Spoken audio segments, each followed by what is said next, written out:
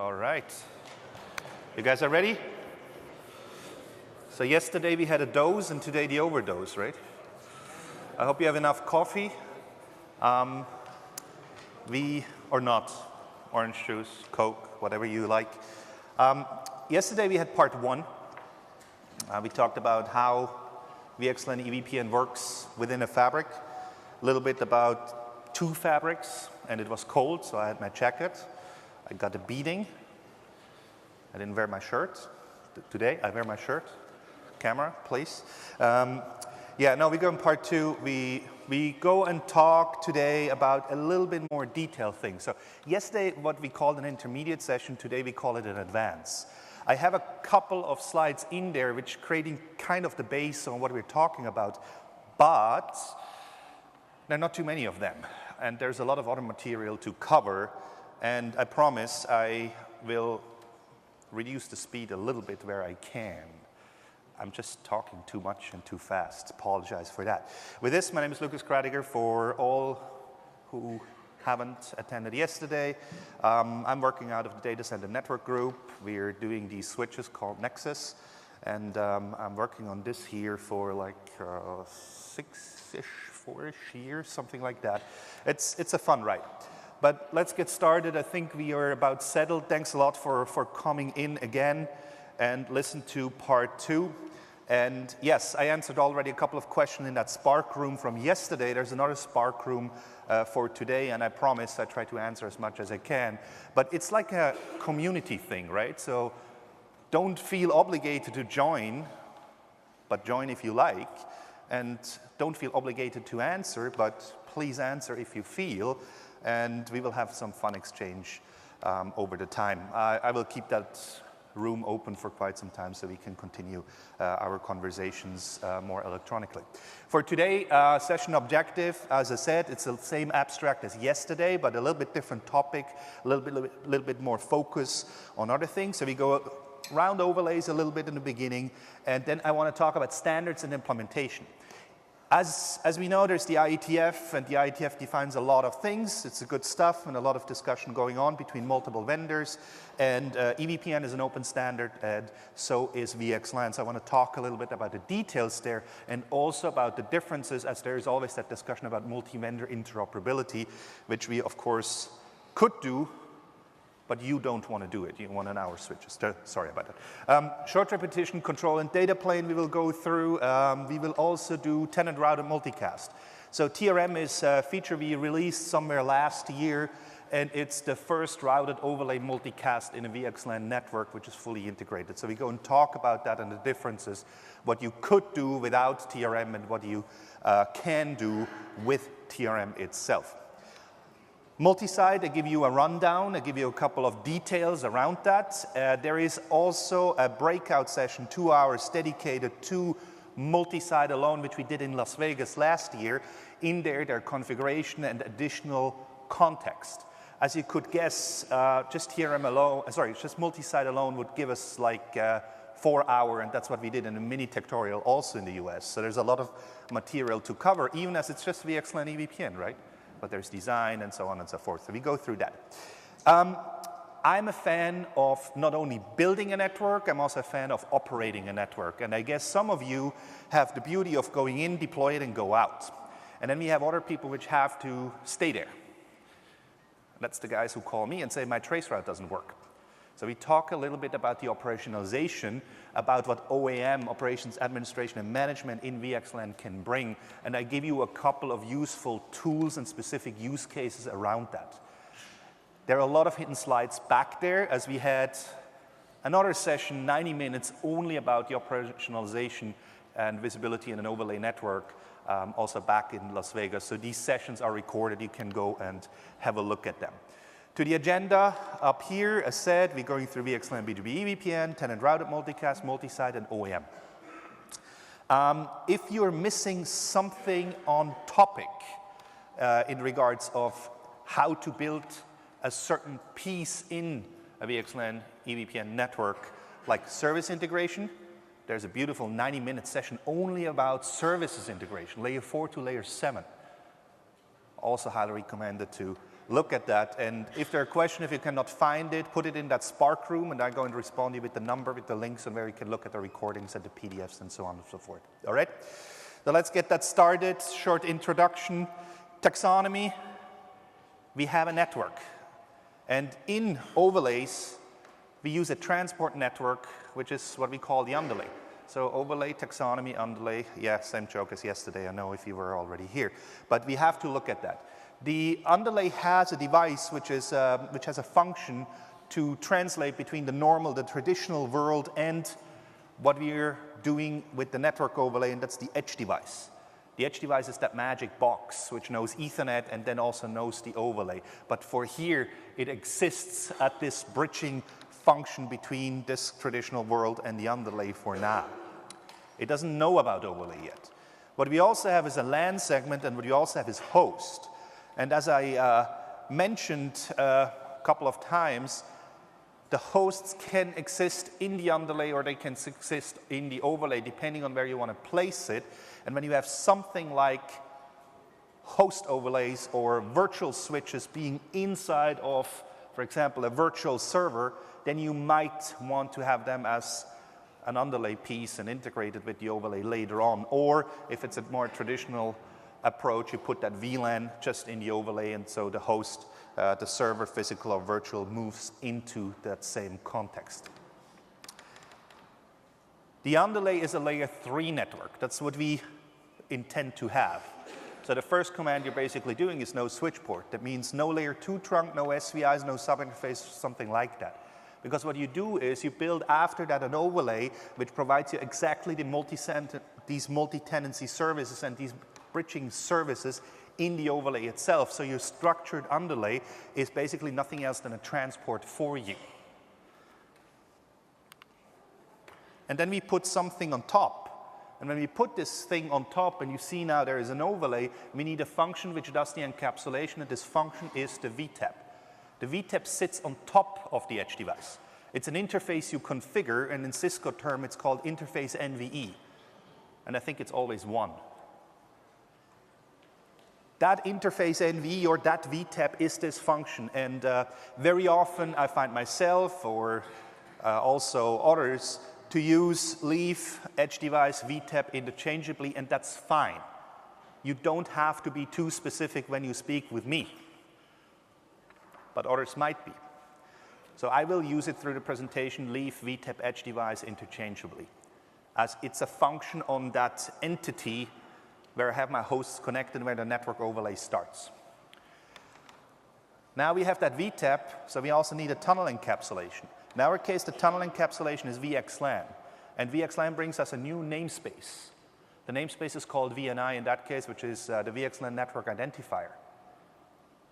You have a traditional namespace in Ethernet world, it's called VLAN, and your servers probably still talk VLAN, at least when you connect it to a traditional switch and you want to have traditional communication.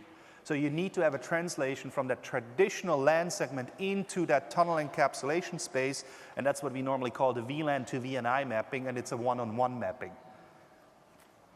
I mentioned yesterday a little bit about layer 2 and layer 3 multi-tenancy. I will skip that over today, but there is a way to use the same VLAN on different port, mapping it to different VNIs so they cannot see each other.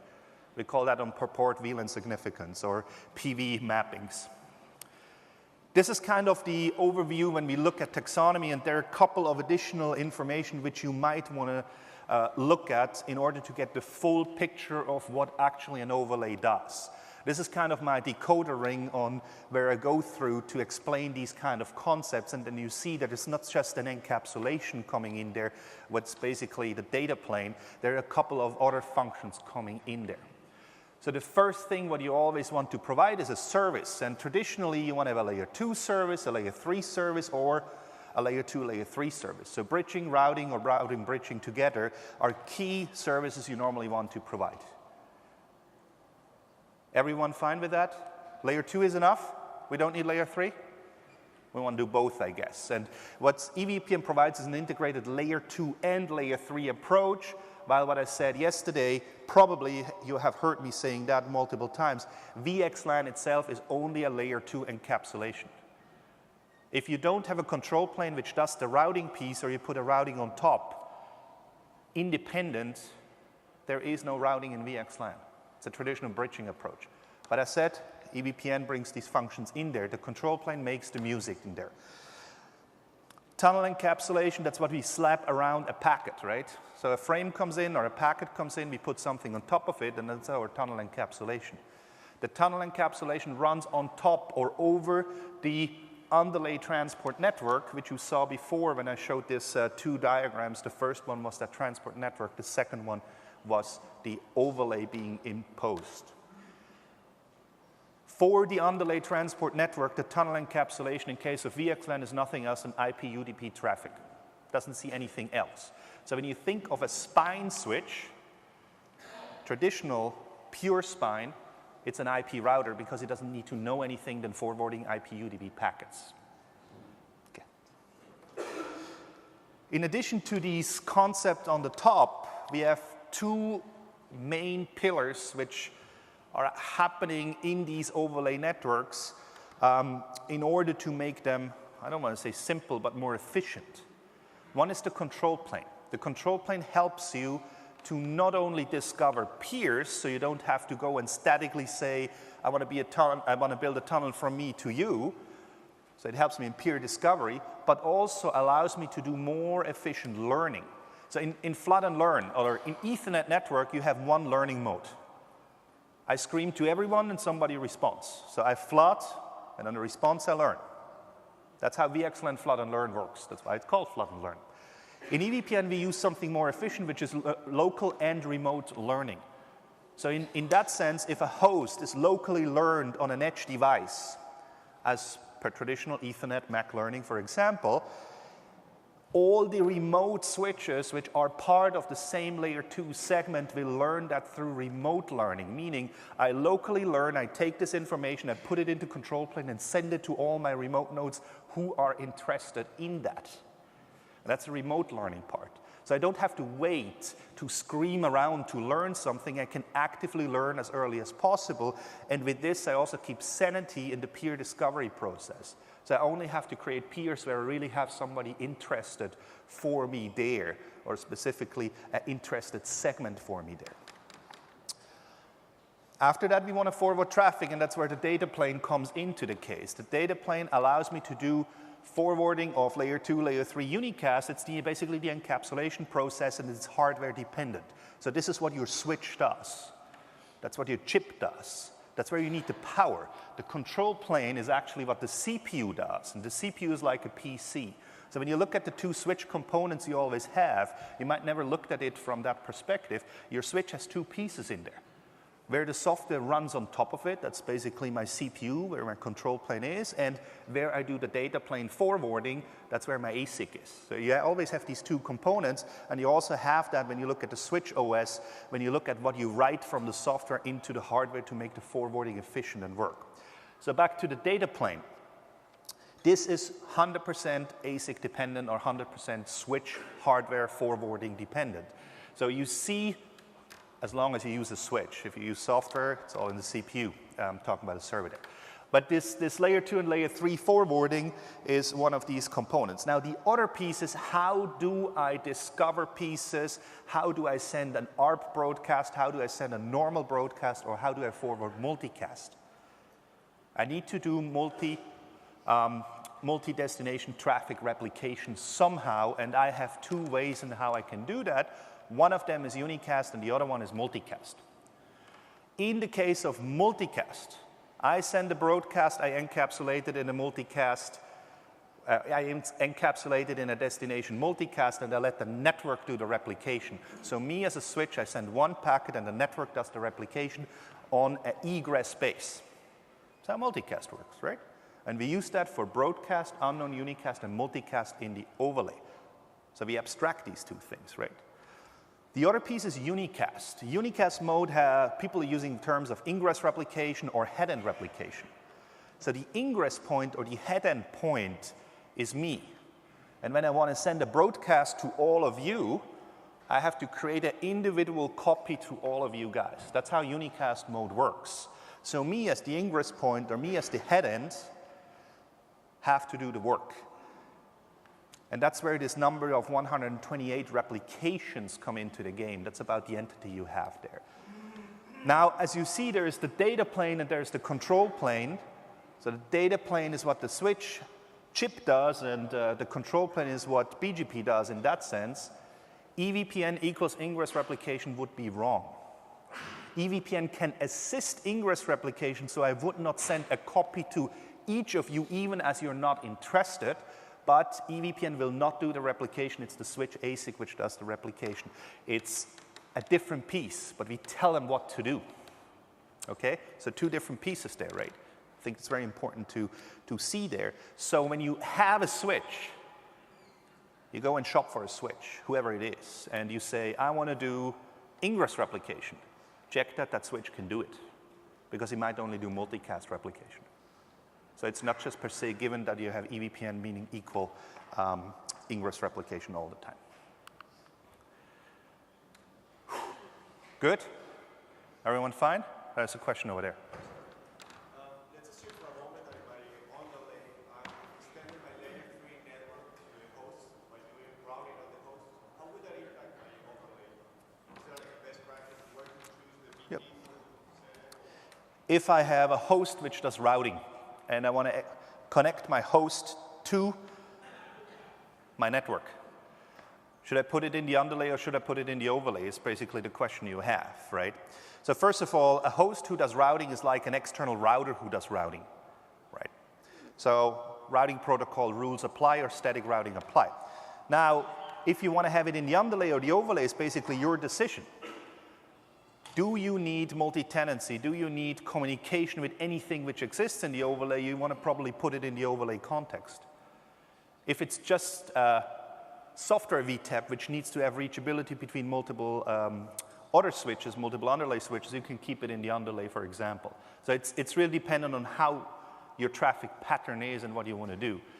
I generally say if you have a capable network who does routing and bridging for you, and it gives you additional values on top of that or additional function on top of that, why should I put it in the underlay and then do leaking from the overlay to the underlay and make everything very complicated? Just move it into the overlay and call it a day. Opinion. This here, I normally say this is an esoteric section, as it talks about a lot of things which are going on in the standards bodies, or what we call the IETF there. There is the standard and there's implementation, and I'm going to show you everything we have implemented in green, and then I show you also in addition what the standards provides as options in blue. So every slide, what you see going forward, which has a green square kind of thing, that's what we implemented today and what we followed for the last 4 or 5 years somewhere. That's our implementation which we're using, and the implementation we're using is actually fully conform with what the standards gives. But note, there are options. There are always options. That's how things are being defined. And who has worked with MPLS back in the times? Have you tried to do multi-vendor interoperability? How long did it take to make it work? It was probably about 10 to 15 years until we had a point where we could do that. We're now, let's say, 6 years into the definition on EVPN and specifically on the VXLAN side, and we can interoperate as everyone followed kind of the similar approach there, even as option are there. If you want to do multi-vendor networks, that's a completely different question, and that should be asked to your support staff and your vendor of choice to figure out what is the support approach to go there. Short, what is VXLAN? It's an encapsulation, 7348. VXLAN flood and learn in vanilla is mostly interoperable with most of the other vendors. Everyone implemented the same thing. Back in the times, actually the VXLAN port was a different port. It was initially the OTV port. They borrowed it from over there, and then we got a dedicated port there, destination UDP port then at a given point. What is EVPN? It's a control plane. It's a control plane with a lot of facets, and the main draft or the main RFC which is written around that, 7432, which gives you what the protocol, like the control plane protocol does on top of MPBGP. What we are doing here together today is mostly looking at the EVPN overlay implementation, which is the NVO3 part. The NVO3 working group within the IETF is basically the layer 3 encapsulations like NVGRE or VXLAN. So we're going down and look a little bit into the right-hand side, even as there is a lot of additional work being done around MPLS and PBB. Good so far? This slide, I always put it up to give you more context on exactly what I just said. The top is how EVPN is defined from a control plane, but it was mainly written for the MPLS version of it. So when you go and read this, it will tell you a lot about MPLS related things, and you will also see in the definitions of the individual control plane information, they talk about labels. And they talk about labels even when we mean VNIs in the case of VXLAN. There was a question. Yeah. Is there any work in place to support GNIF encapsulation? What's about GNIF encapsulation? Generally, GNIF would be NVO3, so it would be in the overlay part. When we look at the definition of GNIF, it's very, very similar to what VXLAN or VXLAN GPE or GUE is. These are some of the other competing encapsulations. Right now, it looks like GNIF goes into the standards track in the IETF. When we look at VXLAN, was actually an informational draft or an informational RFC, even as it followed more of kind of standards definition. We're observing GNIF, and most of our ASICs already could do GNIF today. The problematic thing is always, do I have a use case to move from VXLAN to GNIF? And there again comes the discussion on the viability of an encapsulation comes with the control plane. What would be MPLS if we don't have L3 VPNs? So we have to look where that goes on, right? But the right thing is, in VXLAN, as you are going to show, there are a lot of bits that really are reserved, not used. Yes. Everybody is doing different. Yes. Let me answer that. That's a good point. So in VXLAN, we have a lot of flags and bits. They were defined for certain use cases, and we also have reserved bits, which we're actually using in ACI for the IVXLAN version, for the encapsulation of group policy objects or SGTs if you want. So same thing on the campus side for SDA. These use cases have been defined, so we cannot just sacrifice them. Similarly, in GNIF, there is the extension header approach, which gives a kind of a more IPv6 dynamic approach for encapsulating more header information, which was probably already defined in VXLAN GPE with NSH as one of the examples. The applicability and the use cases of these encapsulation additions, that's the big question. In MPLS, we just put another label on top of it and make it happen. In more the NVO3 kind of encaps, we follow a more fixed header design there. But good questions, interesting discussion. So as said, we're going into the overlay part in the NVO3 and we're focusing on VXLAN and that layer 2, layer 3 service. If you're really tired, you can go and read this. We wrote like 20 pages just about translating of these RFCs and drafts into a little bit more readable way. And actually, it's an appendix for the book we wrote, and it's free available. So when you go to Cisco Press, sorry for the marketing, when you go to Cisco Press, the free chapter is actually that appendix which translates this. But you're here, so we don't have to talk about you go read. We go and talk about these sections directly here, and I try to translate it as possible from a lay kind of person rather than an active part there. In EVPN, there are different use cases defined. Use cases are implementation options, if you want so. So when we look at a draft, it says, yes, you can do this, this, this, and this. You must do this, this, and this, right? So you follow an approach, and then you map it to the use cases, which are also defined in there. Now, we see it in kind of this way, and I give you also a little bit of my view to easy navigate in these kind of areas. So we have a use case, and the use case defines basically your fabric definition, which is the trifecta on the top there, or the triangle on top. And then it splits kind of a layer 2 service versus a layer 2, 3 service. When we're talking about the layer 2 service, we mostly talk about asymmetric IRB because the only thing what I get there is first hop gateway. That's the part of EVPN which is defined as part of the asymmetric IRB. And I gave you some of this in brackets, which I think the use case of asymmetric IRB and the VLAN aware bundling is very close together because we're talking about a centralized approach, a centralized gateway approach, even as you could do it distributed. We will go more in these details there.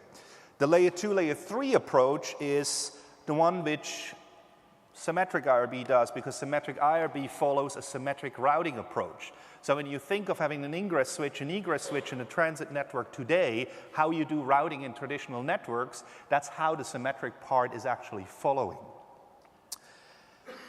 VLAN-based granular control, as you have a more distributed approach and a distributed routing approach, you need a little bit more control on a switch per switch per switch base, and that's where that VLAN-based approach comes in. I explain these terminologies when we're going forward in the subsequent slides. And then on the bottom, as I say, the left-hand side with the asymmetric IRB is more of a bridge first hop gateway approach because the definition there is bridge route bridge, so I'm doing that centralized inter-VLAN routing very traditionally. On the symmetric side, I have a VRF to VRF routing approach, which also brings in what we call that route type 5, which gives me IP prefix routing, which is per se, or which is kind of not existing in the other kind of track there. But we will explore that together. So first, as this is one of the most seen discussion, I think, or most seen questions, everyone comes and says, hey, I heard about the asymmetric IRB, that symmetric IRB, what is this? Why are you not doing asymmetric? Why are you doing symmetric? And so on and so forth. I want to start with this, and then we go into the VLAN-based part, a VLAN aware part, and then we go into VRF to VRF part, and then you see we end out in the right-hand side. IRB, integrated route and bridging, there's one draft around that. And it defines on how we forward from a first hop, meaning a host to its first hop, routing through the network on the ingress and the egress, and also how VRFs are being used then subsequently in the IP prefix routing approach there. So we're using a bridge route bridge approach. So I'm a host, I bridge to my first hop, I route to the other side, I route because I use a transit routing approach in the VRF to VRF, and then I bridge towards the host again. So bridge, route, bridge. That's the traditional way of how symmetric routing works. And I think we use that very widely all over. There is a scale advantage in this, and we're going to look at where that scale piece is. And it allows you basically to configure every switch completely individually, and there are not much of dependencies apart of you need to have a common VRF context and a common route target context for doing import, export, and so on, which is more in the VRF space there. The other piece is the asymmetric inter-subnet forwarding, which is bridge, route, bridge. So I'm coming from a host, going to a first hop gateway, and then I get bridged all the way to the final destination where the host is. So when you think of classic access aggregation Ethernet, you had your HSRP on your aggregation layer, you had your layer 2 switch in the access, so you bridge all the ways to the aggregation layer, you get routed there, and you get bridged all the way to the access layer again, where your host sits. So that's what asymmetric IRB does, right? There are a couple of nuances in there, and we're going to look at this. This requires what we call consistent configuration. That means every switch must be configured the same way, and we will see why. Okay? So these are the two modes in first hop or integrated route and bridging, and you will see the draft reference in a second or so. But let me go first on the blue side. So let me first bash about it. No, sorry. Let me first explain the blue side, and then we go in the green side to follow on how we are implementing the things in our specific way in that given mode. So this is what we call asymmetric IRB, and I'm not going to read the draft name itself. It's the inter-subnet forwarding draft, and it's in section 4. So if you get really bored, you can go and read section 4. There are actually a couple of subsections there. But what it does, when we look here, you see here, I want to route from 2 to 2.33 to 33.44. That's what I aim for. And when you look at the bridge from 2 to 33 from the left server into the switch, first I go through a bridging, because that's what my VLAN would traditionally be, and then I go to the IP portion, which is my first hop gateway. And there I route. So I route on ingress, right? This is my ingress tab there where I'm performing this. So the ingress tab performs all the function, and it bridges you right away into the MAC layer, which is on the remote side on your egress tab. So when you talk about asymmetric IRB, it's always an ingress operation you perform. Do I need to have a control plane for this? Not specifically, right? In VLAN, we didn't have a control plane. So it's the similar approach which we have there, a similar centralized approach. Now, you see here we're using 40,000 layer 2 VNI to reach the destination host. So we're already in a layer 2 context post the first routing operation on the ingress side. What does it mean in the reverse way? I do the same thing because I perform an ingress routing. I do a routing on the V2 side. When I come into MAC, get bridged to the SVI, I rewrite the MAC header because that's what actually inter-VLAN routing does, and I get bridged all the way to where 2233 is on V1. We bridge again because we're now in the orange VNI, right, in 30,000. So it's always layer 2 VNIs coming into the game. It's a bridging approach. You see now where my idea of it's a layer 2 approach comes from? What happens if I'm misconfiguring a VNI on a switch and I want to route between them? I have no way back, right? So this requires consistent configuration. Now, there are ways how to add symmetric routing to an asymmetric approach, because we could do routing in a classic aggregation access kind of VLAN environment as well, where the first hop is doing routing outside. These are additions which are not primarily part of this here. What I would like to show you is where my scale concern comes from. And it's not only my concern. When we look at these two switches and the ARP table, we very often call ARP adjacency table, and that's a finite hardware resource you have in your switches. And that resource is normally less than your MAC tables, depending on what ASIC you look at. Let's look at V1.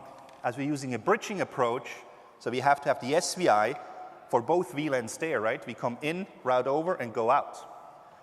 So I have the ARP table for all my hosts, local and remote, stored. Because post-routing, I need to have an ARP entry in order to reach that device, right? Specifically also on the way back. So this table gets replicated on every switch where that VLAN or that VNI exists. So I just show you two hosts, and I just show you two VNIs. And I show you two switches, right? Now you add the amount of switches, just the amount of switches, even if there is no host. I need to store the ARP table there. That means even in a silent environment where only a couple of hosts exist, if the VNI, the VLANs, etc. are configured, I have to store the ARP table. And the ARP table is exchanged through EVPN. Route type 2, MAC, and IP drives this. It's a control plane learning approach. Does that make sense? Anyone has concern as well on this? You don't have to. There's a question over there.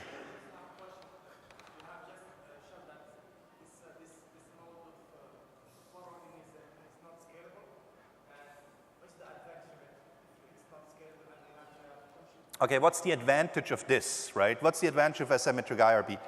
No change of operation. You follow a VLAN concept, like the classic Ethernet concept.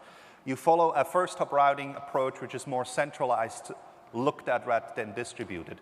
It is an option, and it's actually very simple to implement. So from an R&D perspective, this is a straightforward approach. Okay, that's the reason why it's there. And you have to see that, I said about 6 years, right?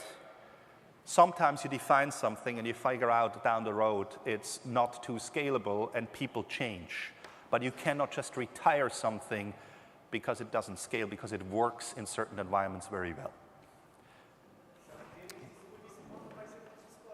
No, it's blue. We don't support that today. We don't support that today. We are discussing about supporting it for specific use cases for the L2 fabric. So Cisco doesn't support that today. I can make it work, but not very efficient in that sense. But let me also give you the second part in regards of why I say it's L2. I look at the routing table, and my routing table is basically a local routing table, right? I don't really learn routes. It's all local. If I would remove the host routes, I could put subnet routes in there, and I just use the subnet route approach to go there. Similarly as to what you do today when you have an SVI defined, and so on and so forth. So this is more of an L2 approach. This is how a route would look like in asymmetric IRB. You see it's a MAC plus a MAC IP route type 2, but it only carries one label, which is the layer 2 instance. So you don't have a VRF context in here. It's one VNI, it's only a MAC VRF, and it's only one route target, right? If you want to read about it, I said section 4.1, I tried to snip that together. And you see here, note that the forewarning behavior of the egress NV is similar to the EVPN intro subnet and so on and so forth. So you can go and read the whole section there, which basically explains to you exactly what I gave you as an input for the last couple of slides. And now we look at the difference, which is symmetric IRB, which uses, as said, a bridge route bridge.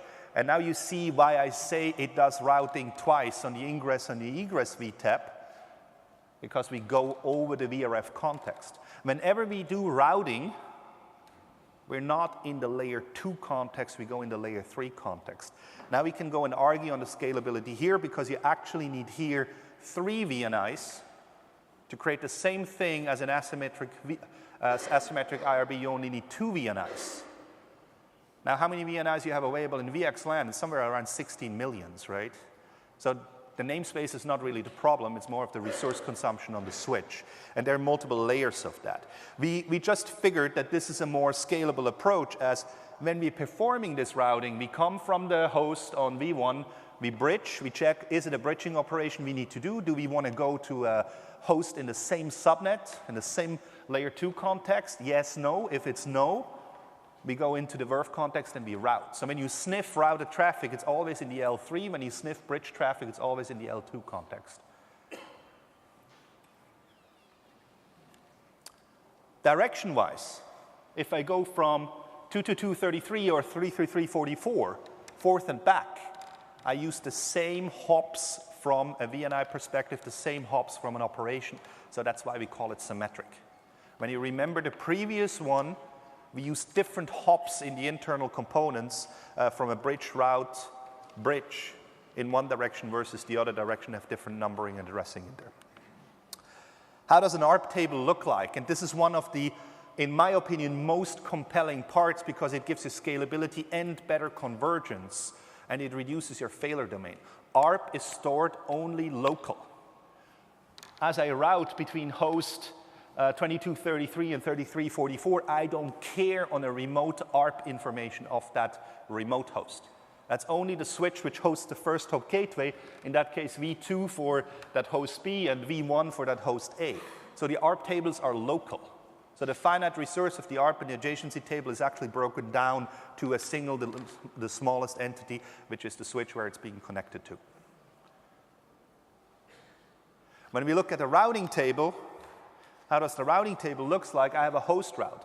And now the next piece in adjacency comes into the game. My only adjacency I have remote is the remote VTAP in that case. You see here I have a specific host route to a specific VTAP in a specific context. So my GPS coordinates of a route are very, very specific and gives me the most optimal routing to the right destination where I need to go based on the ingress decision plus the control plane in the routing context. And we can do that because the route type 2 looks a little bit different. When you see here, we again have MAC IP. But in the case of symmetric IRB, you perform, or you have two contexts in there, one which is for bridging and the other one is for routing. So the multi-tenancy aspects of this here comes right with it. When I want to do bridging, I use one tunnel or one tunnel instance or one segment, versus when I do routing, I use another tunnel instance. And all happens in the same configuration thing. Yes, bidirectional, yes. Yeah, it would go 222, well, actually the IP is wrong. 222.30.33 and 222.40, 333.44 would see respectively would see each other's kind of routes in a similar way as you see here, right? The definition of this is in section 5.1.1 of the same draft. So you see we have section 4, section 5, and we have the two different mode of operation being defined. And you see it's operational models. It's how you can deform a function, and the functions are just slightly different. And you see here the definition of the control plane piece, how the route must be look like, and how does certain routing is performed. So now you know why we're doing symmetric IRB. Question? The point of view for scalability, really there are the same number of entries. If you add the IRB plus the routing table specific host. Okay, scalability aspect, right? Why do I think that one is more scalable versus the other? So in asymmetric IRB, the table I fill is always the ARP table or the adjacency table. As said, the adjacency table is a finite resource. It's very often smaller than a MAC table. So keep that in mind. So if you can learn a MAC, but you cannot route anywhere because you don't have a next hop or a destination there, that's that piece. On the symmetric IRB, I relax the requirements on the adjacency table because I only store the local ARPs, but I give another burden on the host route table. Now, when you look at many, many switches, host route tables /32 are actually stored in a hashing table where I don't care on the mask, right? I know it's always a host route. It's always a /32 or a /128. This can be very, very efficiently done and is cheap. It's actually cheaper than the traditional TCAM you're using. So when you look back like probably about 5-6 years, there were switches with host route tables of 128,000 entries already. Today we're somewhere at 650,000 entries. While on the adjacency table side, depending on what vendor, you're somewhere at 32K, maybe 16K, depending on ASIC you're having there. So it's a way, way lower resource. When the overlay is finishing a traditional switch. Yes. So So what happens if the overlay finishes in a host, right? Most of the host-based overlays follow an asymmetric IRB approach. You don't really have tables. You have their CPU and the other thing. It's a little bit different there, but on the end, it falls down to the same scalability discussion: how many tunnel adjacencies and how many L2 versus L3 you're having there. Okay. We can discuss more, by the way. It's okay.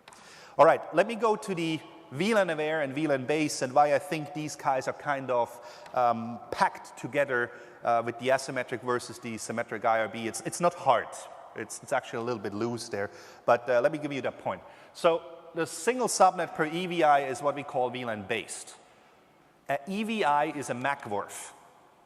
So that's an entity where we store the MAC addresses in and then transport it over multi-protocol BGP and EVPN. The MAC-VRF has a route target. So when we say single subnet or single bridge domain per EVI, we say that each MAC-VRF or each EVI has its own route target. That means I can control the import of MAC addresses into my switch on a per VLAN or per layer 2 VNI base. So I have a lot of granularity there.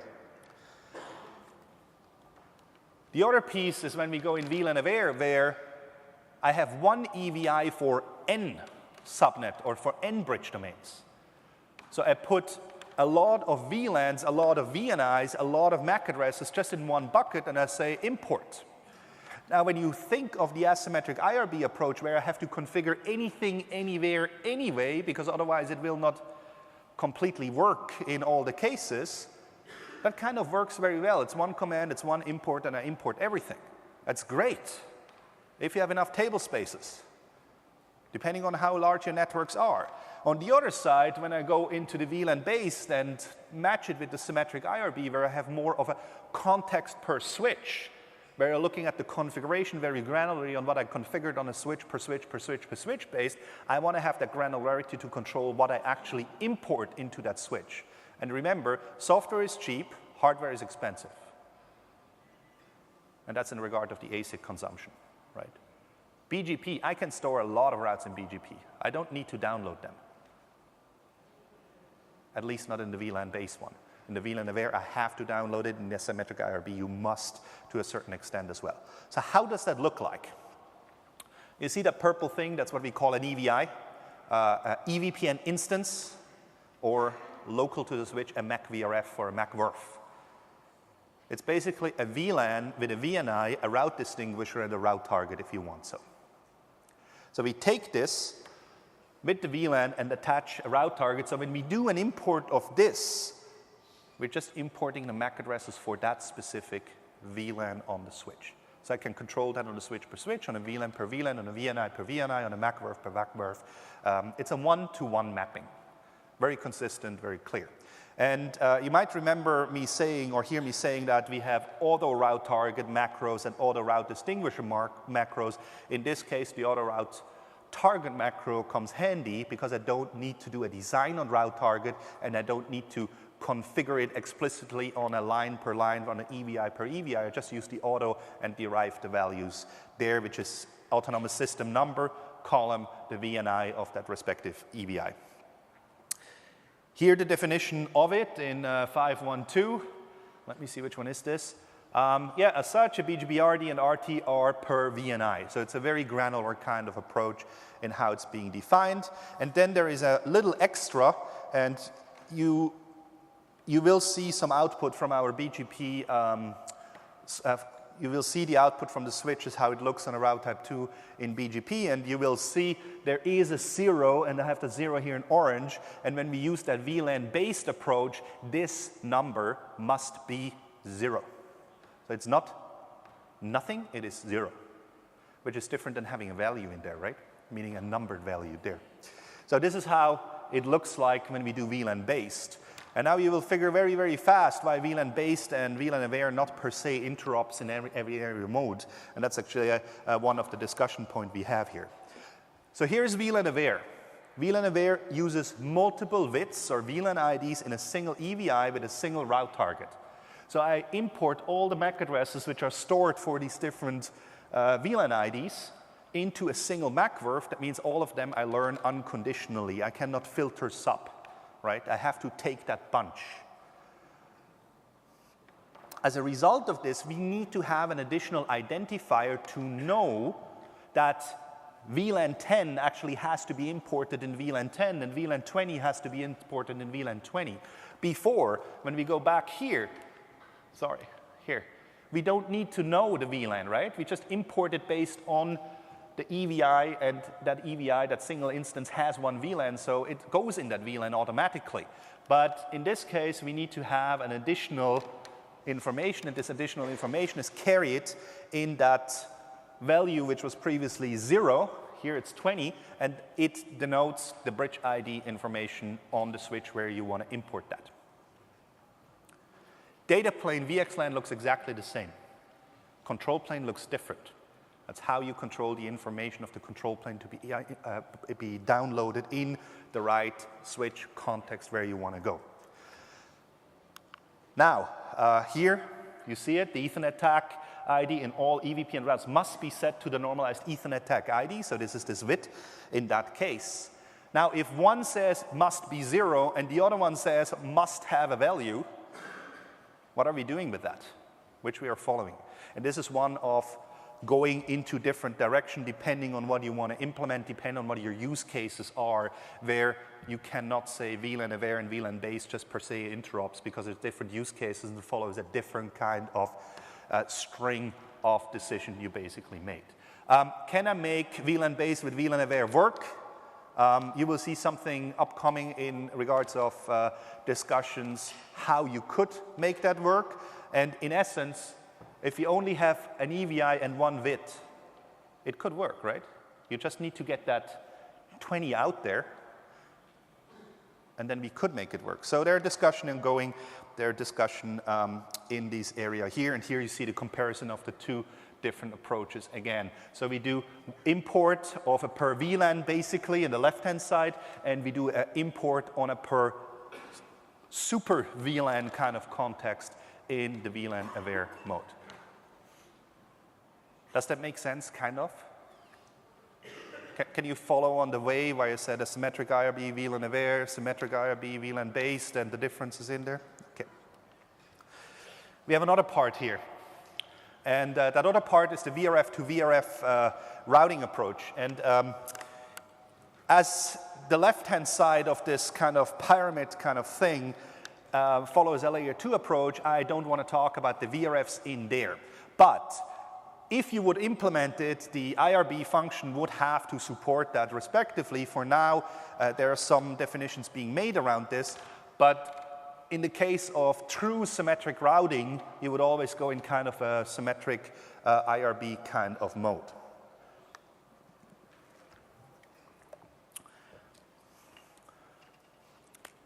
There are 3 different models in VRF to VRF routing. All of them are very, very efficient. All of them define a certain subcase why it has been implemented this way. And I explain you the reason on why we implement it this way, and I also explain you why the others exist. So when we start here, we call that the interface-less model. So we don't have real interface. When you look at the configuration, we have a physical interface there, but there's no IP address or anything there, right? So it's interface-less in that case. And it allows me to do that route type 5 routing and have that between multiple of these EVPN nodes or VXLAN nodes in that case. So this is the VRF context, the per VRF routing, the VPN, the L3 VPN service if you want. There are 2 other modes in interface full, and no, it's not a mistake. It's actually, I on purpose did the copy paste on how it is defined in the IETF draft. The interface full has 2 models or 2 modes, where one is called interface full numbered, and then there's interface full unnumbered. So one has a real interface with an IP address, and the other one has actually an unnumbered approach. But the difference there is that to the interface-less model is there is an additional advertisement for these interfaces, regardless if they're numbered or unnumbered. Let me show you that. So the interface-less update looks like this. So we have a 5, we have a prefix length 24, and we have a subnet there. And when you look underneath, you see the router MAC, which is important because we have the transit routing construct, and we have the VNI and so on and so forth there, right? So it's a lean or a less way of putting information in there. It's one update, similar like in traditional IP routing. You have everything in one update store you need in order to perform routing. Yeah, the nice diagrams from the drafts, and you see here, you must have a type 5, and you have the extended community of the router MAC. So basically, the most important thing is the router MAC in this update next to the VNI for the routing context. Everyone aware on the router MAC what it does? No? Okay, I have a couple of slides on forwarding later. When we go in control and data plane combination, I will show you these specific pieces there. So this is this mode here. Now we have interface full with a core-facing IRB, which is the numbered approach, which requires 2 information, which is one, where you want to route, and the other one, the information about your next hop. So instead of the router MAC being existing in the route type 5 itself, you have a separate route type 2, you see in here on the bottom, which actually carries that information. There can be 2 reasons for that. One is, I don't want to look in the extended community. The other is, I want to do a recursive lookup for maybe security purposes if you want so. And there's actually a third one, which is if my node goes away, I remove all the route type 5s based on the recursion in the route type 2, which is a valid point, right? Now, in this specific case, that's why I don't like that mode here too much. It has some advantages, but I don't like it too much, is I actually have a core-facing interface here. I have an IP address. I can impersonate it from another IP address or from an unnumbered approach, but here is actually, I have a core-facing IRB interface to make this work. So before, when we had no core-facing IRB or no core-facing IP, here we would have a core-facing IP. Here the definition, section 442 defines this one, and we're actually looking at this right now for certain specific use cases if we want to implement that or not. For now, we're only having the interface less mode, not the interface full mode here. And there is a second mode under that interface full section, which is the unnumbered one, which looks pretty much exactly the same how interface less looks. With one difference, it actually advertises a route type 2 in order you can do the recursive lookup of your next hop based on an additional route type 2 information, which could help you in that withdraw case, which I mentioned before in there. I see a question all the way in the back.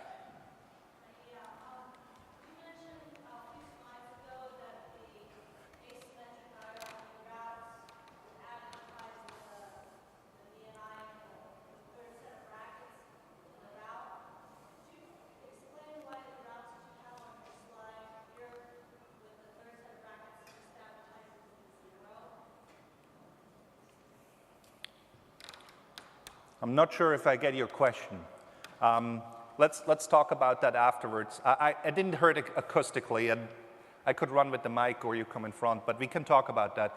I'm not sure if I got the full context there on the question. As I don't have it full, I just give a kind of a blanket statement right now here. So this is routing operation, and this is not a route type 2 for a host. This is a route type 2 for infrastructure information. So that's why the route type 2 looks here a little bit different than what you would use for a host-facing route type. This is an infrastructure route which is being used there.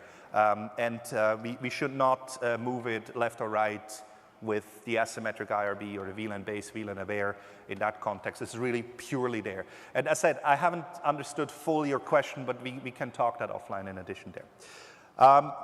So this is the unnumbered core facing, right? And you see the objects looks a little bit different because now the route type 5 has the router MAC, but in addition to the router MAC and the route type 5, we also do additional route type 2, which gives me that recursion.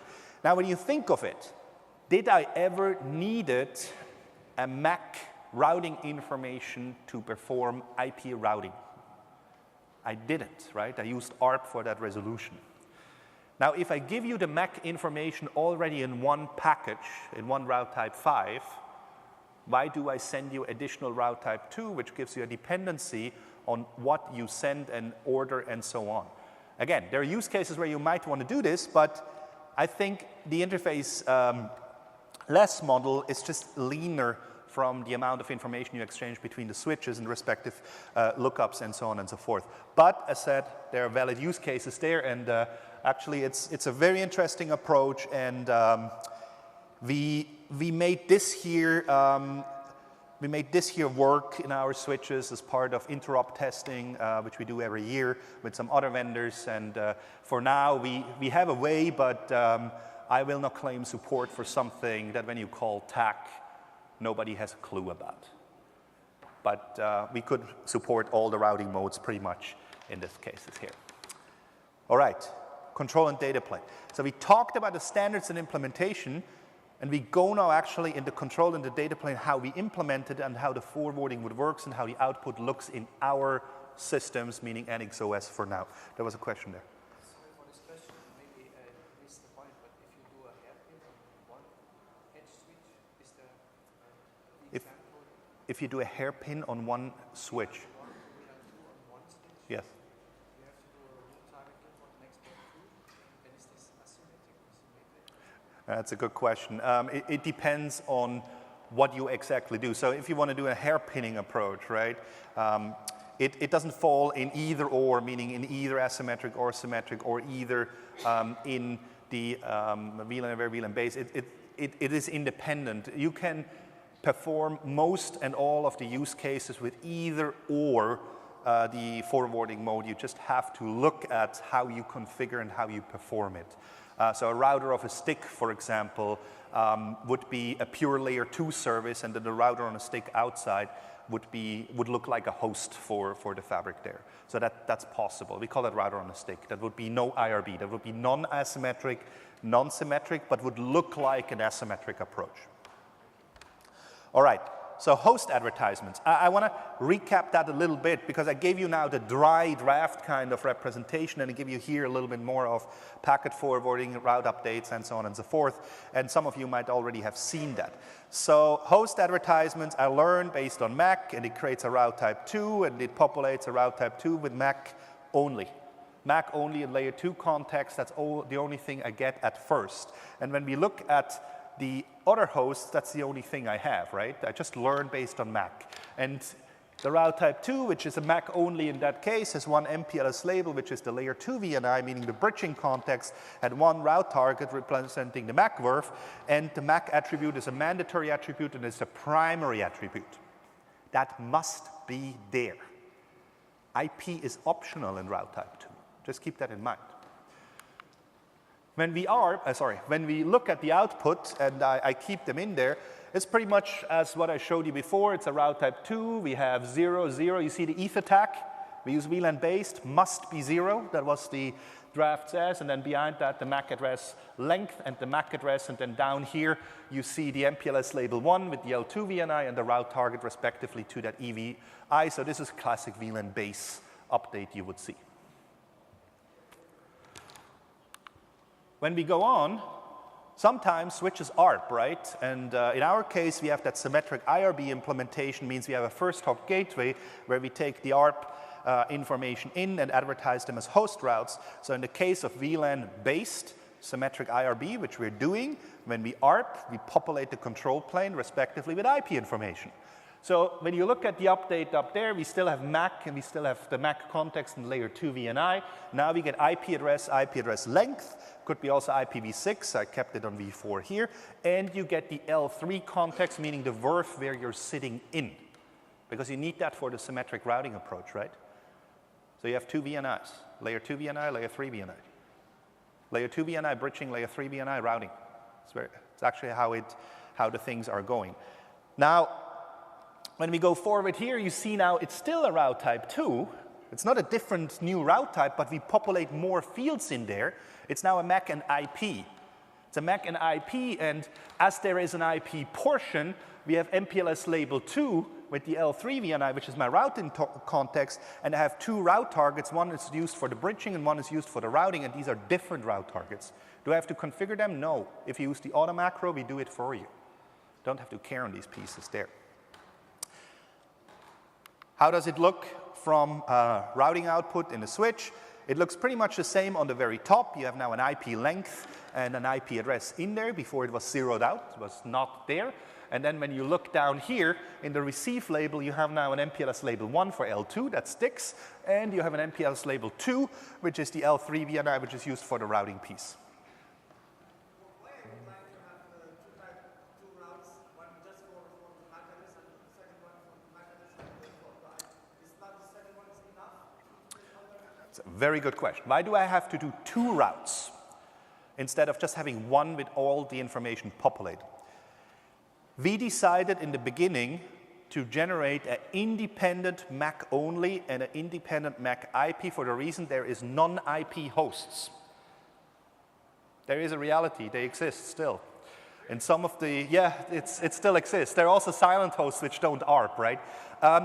We have a knob where you can disable that. There is a knob in our implementation which says ignore MAC only keep MAC IP. So you have that option to do that, and then you reduce the amount of entries you have. Do we consume 2 entries in the switch hardware because we have 2 entries in the control plane? No, we merge. We only need 1 entry for the forwarding. But as said, we have 2 pieces there. Now, Here you see the router MAC. The router MAC is important whenever you want to do routing. So you see the router MAC and a MAC IP L2 VNI for VLAN-based symmetric IRB, and you will see this router MAC in a route type 5 because that's what you need for routing, right? Now let me go forward. This is a subnet. A subnet is being introduced into an EVPN fabric as a route type 5. It's a pure IP information, and here IP is the primary key, and it's mandatory to be put in. If there's no IP, you don't need an IP prefix route, right? So it's a 5, and you have here, as you will see in a second or so, the router MAC then, and you see here is only one MPLS label. It's the L3 VNI because we only have an IP context. There is no MAC in there. We could have used route type 2 for the same, but as the MAC is the primary key, what MAC should we write in there if we only want to perform IP routing? So it's a little bit complicated on the definition, and I think this is a slick approach to do things. Otherwise, we would have needed an IP VPN address family and an EVPN address family, and then you had to configure even more than what you have to configure already here. Here we go. That's a route type 5. You see the 5 in the beginning, and then you see the length, and you see the IP address behind, and subsequently the MPLS label, which is the L3 VNI, the route target respectively, and the router MAC in the back there. And what is the router MAC? I wanted to recap that. How are we doing routing in Ethernet when we have a transit segment? You see a switch on the left-hand side, a switch on the right-hand side. We have an SVI towards the host, host A and host C, different subnet, and we have a point-to-point routing connection. And in order to do IP, we need to have MAC first on Ethernet, right? So when you do a show ARP for that interface 2./1, you will see IP, MAC for the neighboring Ethernet 2/1, right? So the router MAC is basically what you see on the remote side, that DE07, right? So when we look at how packets run from hop to hop, you start with a classic Ethernet frame, and you add the IP information on top, and you want to route to a remote subnet. So remote subnet is not me, so I have to send it to the default gateway. I send it to the respective SVI, and when I'm up there, I do a routing lookup. I'm not doing a bridging lookup because I want to go remote, right? So when I do a routing lookup, what happens in my MAC header? And this is Ethernet still, right? It says Ethernet on top. We changed the MAC header, right? When you do routing, MAC is changed on a hop by hop. The source MAC of the host is not relevant anymore. The IP is. So much to the non-IP hosts, right? So you see here, let me see if I have it here. Yes, here we go. You see the router MAC DE07? That's where we have to send it to, right? Because this is my next hop for routing. How does that boil down in VXLAN? Okay, interface less we're using. There is no real interface, but there is an NV, right? There is the VTAP. The VTAP has a MAC address, and as VXLAN is like Ethernet, a layer 2 terminal, we have MAC address resolution on top of that.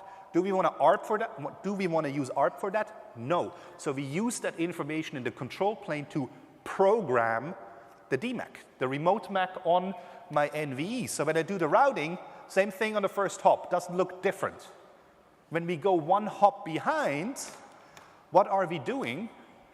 It's not about the outer header, which is VTAP to VTAP communication for the tunnel. It's the DMAC and the source MAC in the VXLAN frame, in the VXLAN encapsulation inside. As VXLAN always is layer 2, we always have to populate layer 2 header information, which means we have to populate MAC. Same as in Ethernet, right? And that's how you see, again, the SMAC and the DMAC, which is basically a virtualized MAC out of the NVE. And you see here the DMAC is, again, that router MAC. And we don't ARP for that. We have it in the control plane information. And that's why the router MAC, for every routing information in the route type 2 MAC IP, as well as route type 5 IP only, is present there. Question?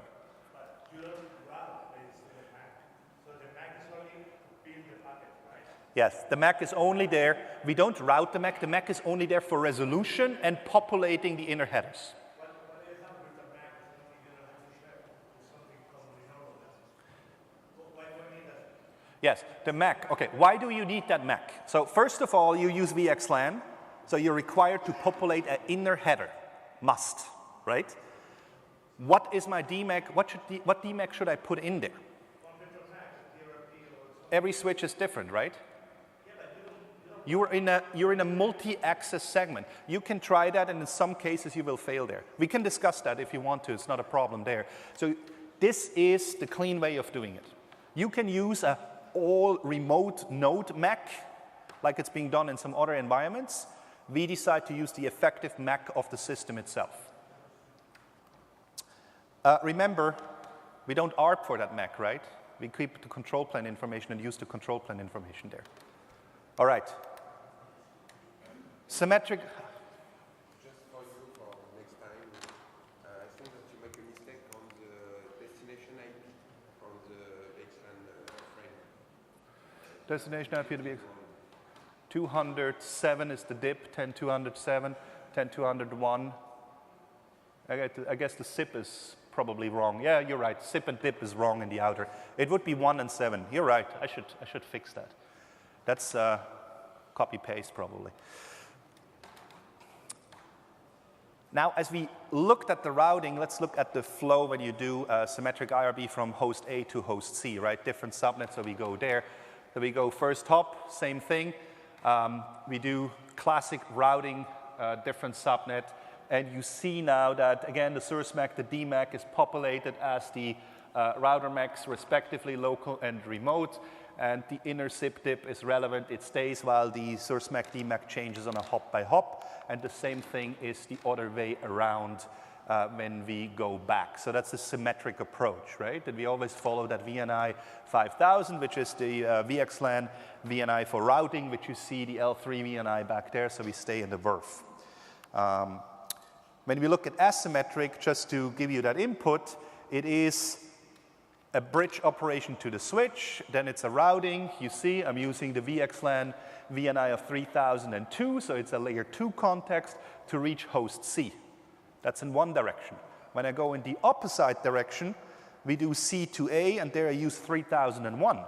I go in, I bridge, I do the routing operation on ingress, I bridge all the way to the destination, as you see. And the source MAC is actually, let me see, where is it? Source MAC is changed respectively in that case.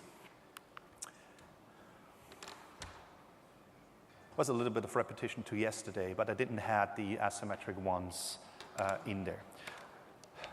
Yes, please. From the control plane point of view, you product VTS, you do that kind of control plane function to really the factors have to. Yeah. So VTS is a virtual topology system, provides iOS XR virtualized in its system to perform a route reflector version, route reflector function. You can use it on the switch, you can use it on a VM. You choose, it's basically your environment there. All right, tenant routed multicast or multicast forwarding. Very short, this is how multicast forwarding looks in the same segment in VXLAN. It's a leak. Because there is no snooping. There is no snooping local, there's no snooping on the tunnel. That's how it starts. So we don't like that leak, right? I mean, this is like flooding, this is like broadcasts, right? Your multicast becomes a broadcast, essentially. It goes everywhere. Still, we use a single copy, we use same subnet only here, but we don't do pruning. Now, if we introduce local snooping, which is the first thing you want to have, and your switches probably have, is we take care that non-interested receivers in the same segment don't get these streams. Traditional IGP snooping, right? But, let me see here, it's pretty much the same thing. We just did pruning on top. Now, let me go here. There is a knob where you can prune off the NVE, the VTAP port. Per default, you would send it, you would send it over VXLAN like this, because it will be treated like a bump pack, and now we can prune the VTAP, the NVE interface off in that case. So that means when you do local snooping and you don't have an interested receiver on the remote side, it will look like this, very clean like actually it does today. Now there's a little caveat in this, and let me go one stage further. As soon as I have one receiver behind the tunnel, every tap which has that layer 2 segment will receive the traffic. We prune off a local interface, and that interface is a point-to-multipoint interface, right? So as soon as one of these multi-point neighbors require a copy, I send it to the BUM replication mode, so all of them receive it, even if nobody is interested in. Now there's a good and there's an ugly on this. Only if receiver 14 would be interested, he would receive the copy locally because the local snooping is in case there. But even the switches in the middle, even if there is no receiver, we have to replicate it there. We're not sending it down, but we replicate it there. Don't like, I guess, right? You guys like that? At least we have that. How do I do routing?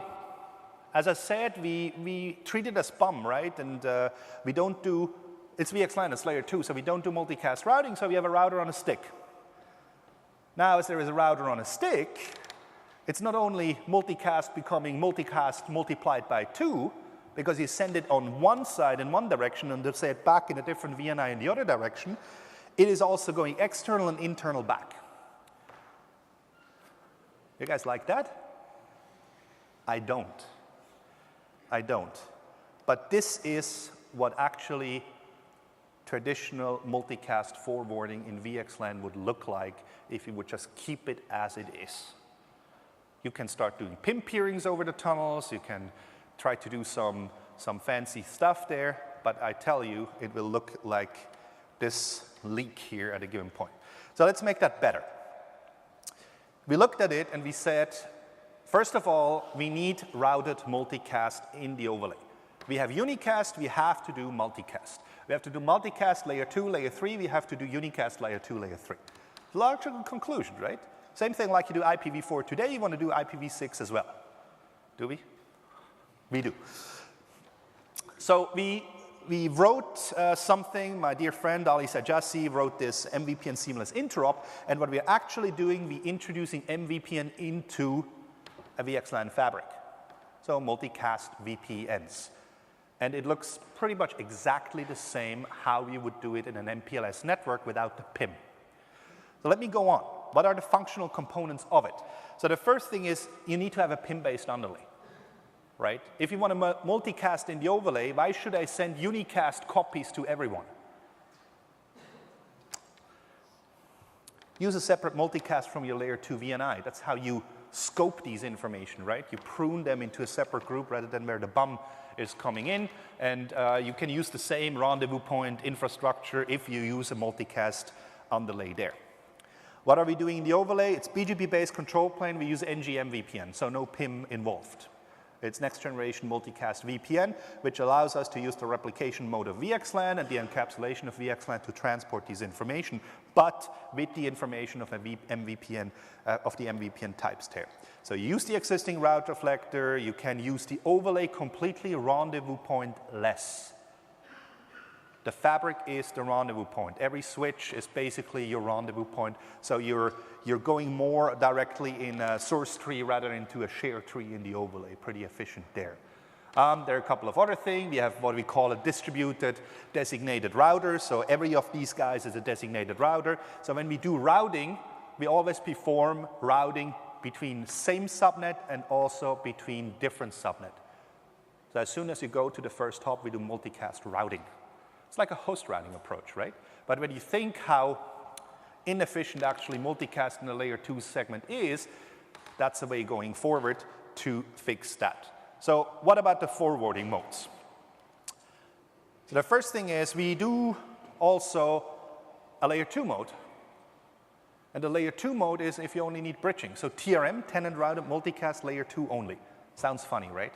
But in fact, it's a snooping mode, right? If you don't want to add any routing context to multicast in the overlay, you maybe just have a VLAN which does some replication and you want to have that most efficiently used, you can use that local and remote snooping mode in regards of TRM. And you see, we do the local snooping. And now the fun thing is that when we have a remote receiver which is interested, we actually also snoop on the tunnel.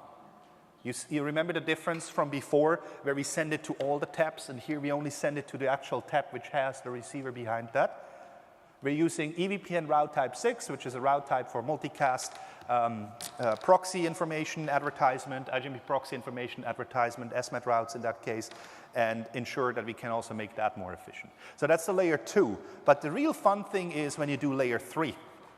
Because now you can bridge local, you can bridge local between receiver and source, you can route local, and you can route remote to yellow or to green, regardless if it's in the same subnet or in the different subnet. So it's just a multicast routing approach there. How does it work? We're using nothing else than what we call a default MDT, or a single multicast group on a per VRF base. Similar like Draft Rosen does, right? But with the difference that we are not using any PIM state in the overlay. We are using an egress replication, so we only replicate, for example, at the last hop when there are multiple hosts, so we're not sending multiple copy, and that's why we're saying we have a single copy on the core. What you need to know, and that's why I showed you the L2 mode before and now the L3 mode, TRM always decrements TTL when you go into core. As it's routing, we want it consistent with what routing operations are, so we decrement TTL. That's how routing works, right?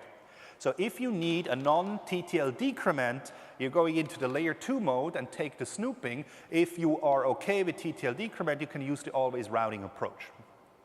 Both of them are giving you additional efficiency in there. Let me see here. That's basically exactly what I said for your consumption in text. Now, RP-less. As we have all the multicast state in BGP, BGP is actually my route reflector if you want so. So all of the switches consult locally their control plane in order to do the respective reports or do the respective joins in order to get the most efficient source tree in there. So we're running in a source tree only kind of mode if you want so.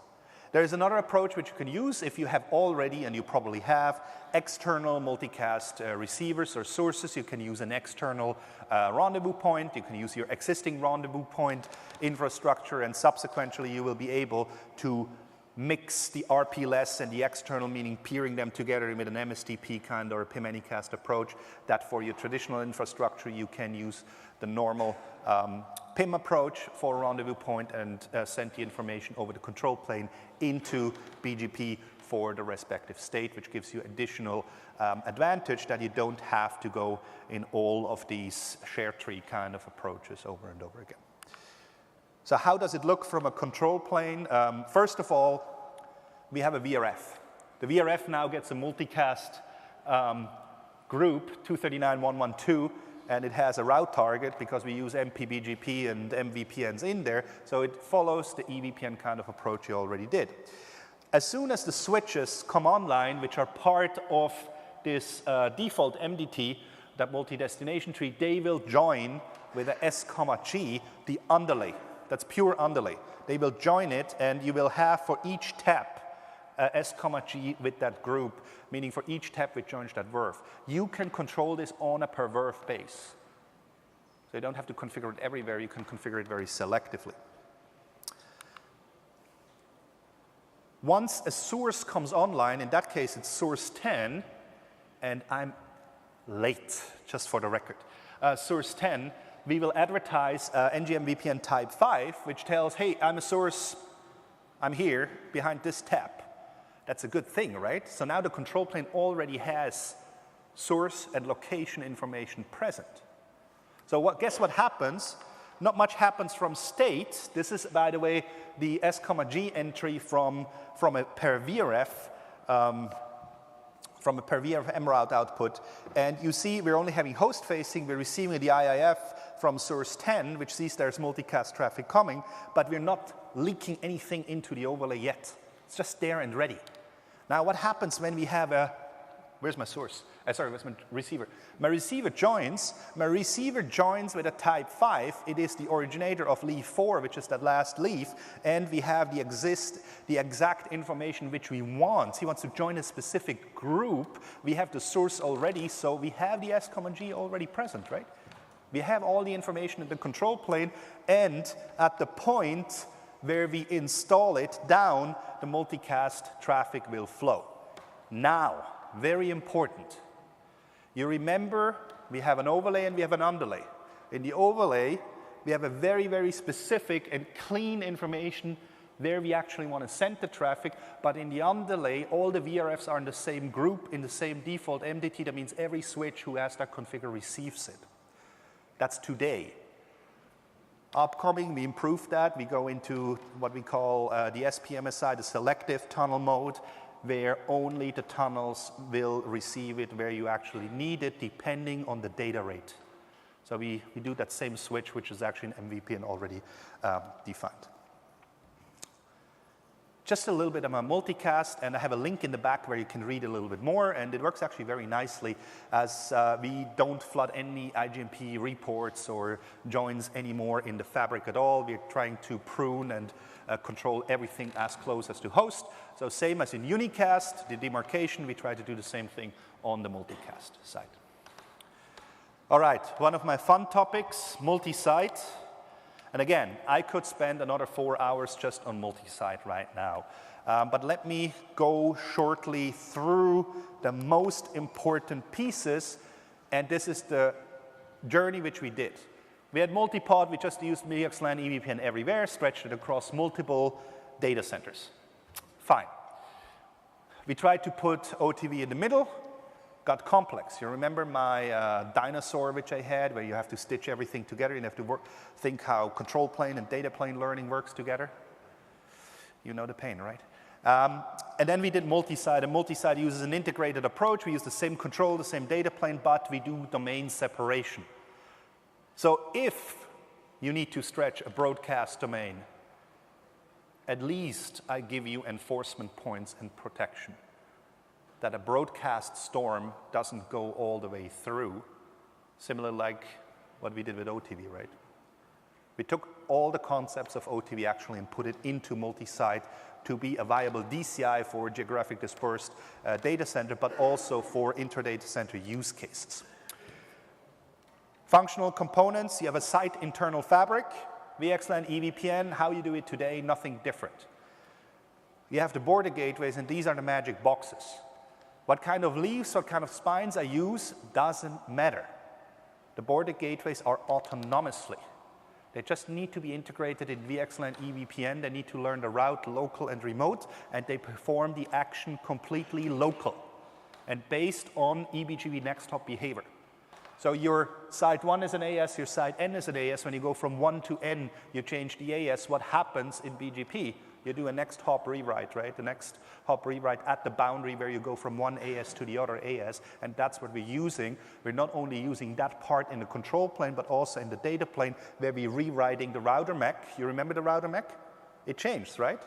It's now that hop up there, then it's another hop. So we do hop by hop routing from site internal to border gateway to border gateway, and border gateway to site internal. This means you need no information about site 1 internal network in site N. It doesn't matter. The only thing what you need is that border gateway on one side, the border gateway on the other side can communicate together, and they do that with a VIP approach, with a virtual IP approach, so it's a one-to-one communication. Think of all the VTAPs you have in one fabric or in one side and the other side, and you want to do a full mesh, you have an n²-1 problem, right? The full mesh requirement. We go away here and say border gateway to border gateway communicate, so it's a very easy peering kind of approach, and we hide all the VTAPs which are internal completely behind that border gateway. This is how it looks like. We have an overlay tunnel between sites, and it can be more than 2, that's why the site is N there, and we have an overlay network within the sites. How does it look for you? Not different than you would build it in the site. Normally it's a leaf function. Border gateway is a leaf. just a smart leaf, which has a couple of capabilities in there, and actually these capabilities are exposed by 3 commands. The multi-site ID of the site, and 2 additional commands for the replication and for the DF election. So when did we release that? It's released in 703i7 somewhere last year, where we said, okay, let's go out with a border gateway at the leaf layer, so a dedicated node, and we extended that into the spine layer, so you can create a border spine and mix everything on the same box.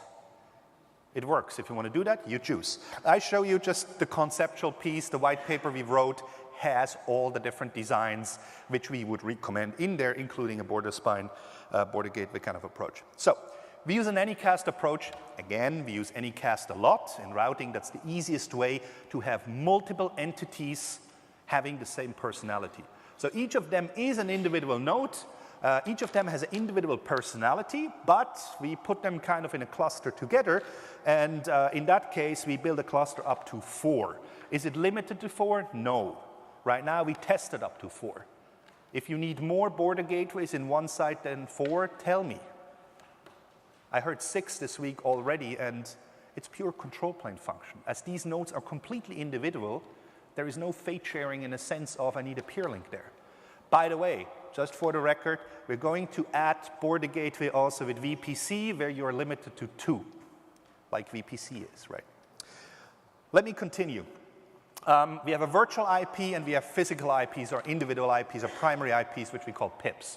So each of the border gateways has an individual personality, and we need that personality for BUM replication as we use outside always ingress replication. If we send data traffic, layer 2, layer 3, we always communicate VIP to VIP. So when you think that a leaf wants to talk to a leaf in another site, he talks to the VIP of the border gateway of the border gateway talks to the other VIP of the border gateways, and all the way in then. And I have a couple of packet flows in there. So we impersonate the whole site by one IP. Now the other piece which you get there is a limit of how many VTAP neighbors you can have, right? So if we do 4 or 6 nodes or 10 nodes behind one IP, how many peering neighbors you have? 1. So you also get increased scale on that side if you need to do more of the VTAP peering. We have a DF election. DF is designated forwarder, so one of the nodes is responsible for forwarding broadcast on an unicast and multicast. No, it's not odd and even VLANs. We do it on a per VNI, and we do it on a per VNI based on an election method. The election method follows the same election method as EVPN multi-homing already does. So you have border gateway 1 responsible for BUM handling of VNI 1, and you have border gateway 4 being responsible for BUM handling of VNI 10,000. We distribute it. Order of configuration, and when you reload, it's the order of the numbering, so it's an ordinal list how we're doing this. We're using route type 5s for this, which is already a route type to do that DF election, and you see here a little bit of details how we identify the different pieces. So you see a type 3, which is some ESI terminology for MAC-based. The MAC is actually representing the site ID. You see this is site ID 1, and then we have an arbitrary number in the end to know that this is what we auto-generated in that case.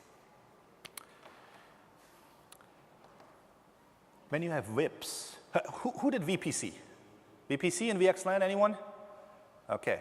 You remember when I was talking about routing and that if there is only one link connected, you might have an issue because the VIP is representing both and you send it to the wrong traffic and so on and so forth. So in failure cases, a VIP is a beast because you're still there while you don't have connection anymore. But you advertise the VIP, so you don't know about that. So failure detection on border gateways is key. And we have a full failure isolation on Fabric as well as on, site internal as well as site external. We call it Fabric and DCI isolation integrated in there. So we remove VIPs if it's necessary. We remove the whole tap if it's necessary based on triggers which we detect if that node is healthy with local connection or not. So we have something what we call the multi-site fabric tracking, which is actually looking at the interfaces southbound to your spine. And I hope you have redundancy there, meaning more than one link. So if 4 links would go down, if I have 4 spine, I would do something, right? My links are gone. I cannot send any traffic anymore to that node, right? I have no path anymore. So if traffic comes from the outside to that switch, where do I send it in the fabric internal? I can't send it there, right? So if all the fabric links go down, the site internal links go down, I remove that node out of the bundle. Clean sweep, gone. No VIP advertisement. You can still reach it, but it doesn't do any encapsulation anymore. So that's what we are doing when we do inside or site internal detection. And we also do similar for site external. But site external is a little bit different. I won't send traffic to you anyway, because you're not there anymore. But I could still send traffic over site internal to the devices connected to that border gateway. So what happens if I have a DCI isolation, if the tracking outside is gone, I convert that border gateway in a normal leaf. So in case of something is connected there, it would still survive and would still be reachable from outside and inside. Yeah, it was a lot of testing to have all the use cases there, and I'm sure you found 1 or 2 use cases which you don't like, and please let me know. So go to the Spark room, give me feedback. I'll take it. We want to make that better. We are year 1. And we are year 1 because the development of the ASICs, which can do layer 2 and layer 3 re-encapsulation with the respective split horizon rules, that day 1 of these ASIC was somewhere beginning of last year. And it's not a merchant silicon yet. It is a Cisco cloud scale ASIC, so it's 9000 EX, 9000 FX switches, which can perform that function. It's not just there per se. Some control and data plane. I will not give you the text here apart from one thing. We have 2 models in how you can deploy underlays and overlays, and we call the one is the EIE and the other one is the EEE. I stands for internal BGP, IGP, E stands for eBGP, eBGP. So we recommend that between the sites, as it's 2 different domains, you do a full eBGP approach because you use eBGP. You're keeping eBGP how it works. We're not changing or altering anything. Inside, use an IGP as our recommendation and iBGP because it's easy, you don't have to do much. You can do eBGP also within the sites, but you have to take care of one thing. If I use eBGP and I have a loopback on a leaf, traditionally, that loopback would go to the border gateway, you would advertise it to the other border gateway, which will send it down to the other leaf. So your underlay gets merged because you're in one routing space, you're in the BGP routing space, right? So you need to go and do filtering and stuff in order to split this. No, it's not my invention, it's just how it works because you use the same routing protocol. You can do full mesh back-to-back. I don't want to keep state on all of this, and the alternative is use what we call a route server. Per definition, eBGP doesn't have a route reflector. It's called route server. It does pretty much the same thing. It doesn't reflect, it reoriginates, but you have a way to reduce your amount of control plane peering by introducing a route server. Is it on a VM? Is it on a physical server as a physical router or physical switch? You choose, but this can basically be done on pretty much all of our Nexus devices. iOS XR, iOS XE can perform the route server function, so it's not something you have specifically buy. For one, I give something away for free. At least once. Control plane, you see here a little bit the separation from inside to outside, and the most important piece is actually, come on, here.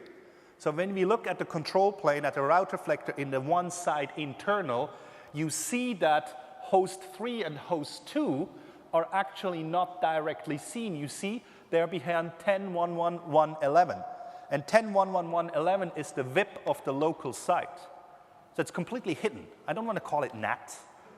It's more of a masquerading on the data plane side, how we do the peering. But you have this kind of separation. And when you look in the other side, come on, do it. Here we go. You see the same thing, right? Host 1 is behind 10.222.2.2. How does it look in between when I look on a route server or inside the control plane in the middle? I just see 1111 and 2222 as VTAPs. So how many peerings do I have between the sites?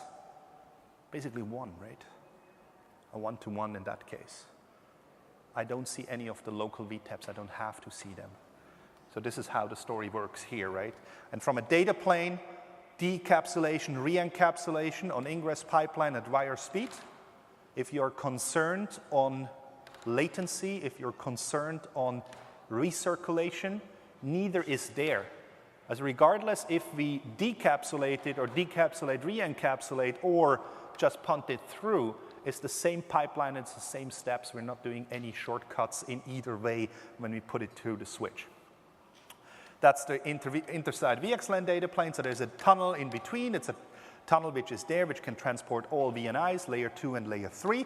And then you have, again, a tunnel in there. So you have this local domain, interdomain, local domain kind of concept, which you probably have done in MPLS inter-AS option B for a long time. If you have it done, this is just a little bit less complex as it just uses eBGP to do the stuff. No need for doing some MPLS label filtering or anything like that. I want to give you, and I know there was a question, we're 20 minutes. We can talk after that. I go outside and stay here for another hour or two if you want so. I want to talk about the BUM packet walk. Unicast is easy, always easy. Unicast is the easiest thing, right? It's a defined next hop, it's a defined MAC or IP where you want to go, but BUM is something which leaks everywhere. And that's why I want to do a little bit of focus here. So in the case of a host sending broadcast on a unicast or multicast packet, it would go everywhere. It goes everywhere in the site where that VNI is existing, and it also goes to the border gateway. The border gateway, as you see it there with that little circle, has a re-encapsulation capability. That means we look at the packet as it would come from the host directly without a VXLAN header. So we look in the inside. Isn't that cool? Based on the inside, the lookup happens and we send it to the other side. So that means, in the traditional sense, BUM go everywhere because you're required to have it everywhere where your segment is, but we can look into it. How can we do that replication? You can use multicast within the sites. Remember what I said? The sites have no clue of each other. I always do ingress replication in between. I can also do ingress replication in the sites and ingress replication in between. Because they have no clue of each other, I can also do this here.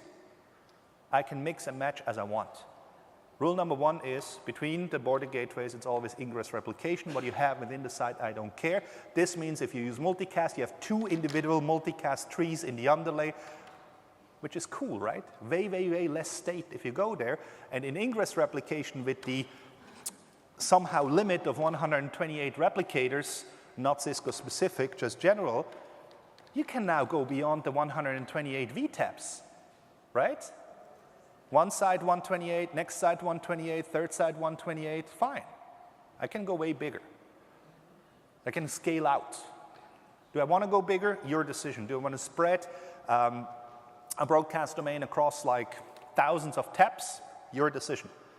But if you do it, you could do it. I give you storm control, on the tunnels. Too many clicks. Stay here. Here. I give you storm control at the boundary. So rather than going on the access port, think of 48 port, everyone is 1%. That means you have 48% aggregated just on one switch into the fabric.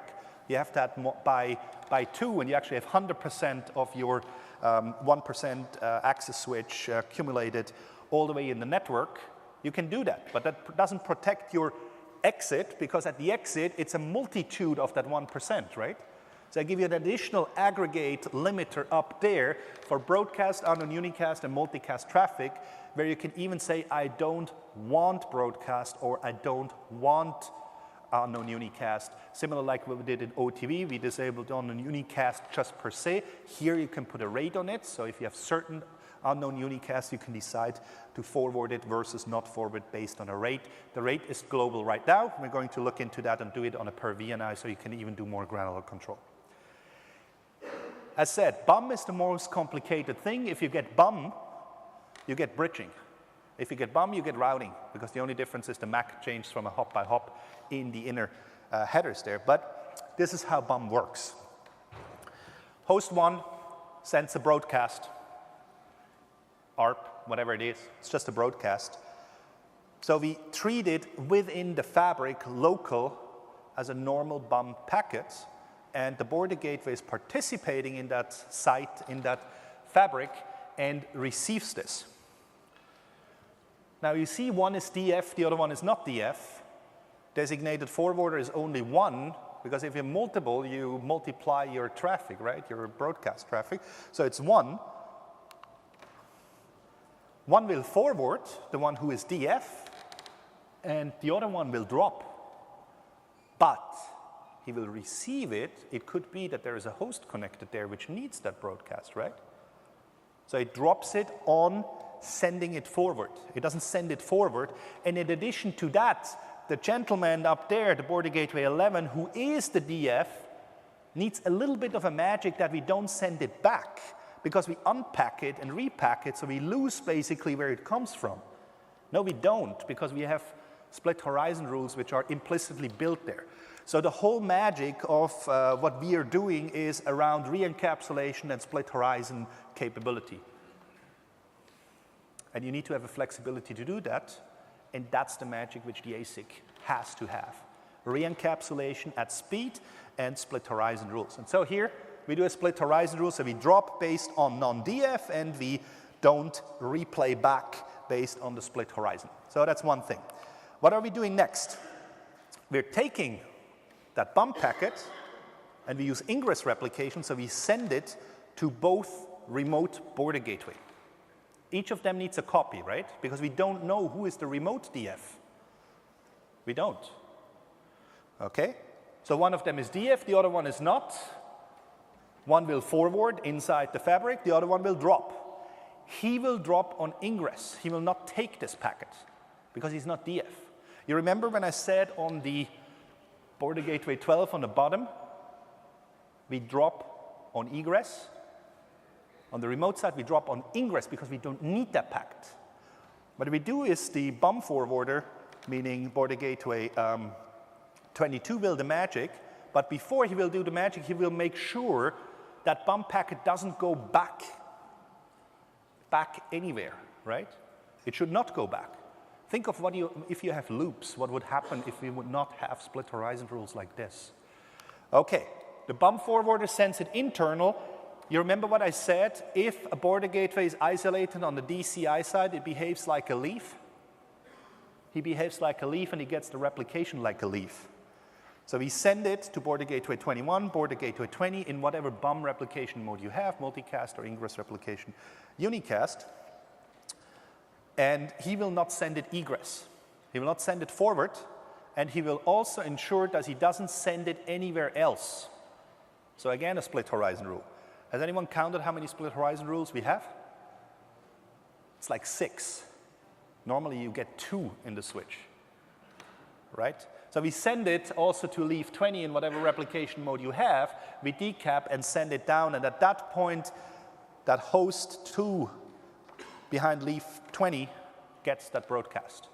Of course, others as well, but that's the guy we want to make sure that he receives it. That is BUM. Now what happens if we use unicast? It just doesn't go to multiple switches, and we don't need split horizon rules. In the PDF, you will have packet flows for unicast routing and unicast bridging with the same detail as the broadcasts or the BUM traffic here. So you can go through that, and there's also a recording from Cisco Live Vegas where you can consume a 2-hour overdose of this story. DCI is great,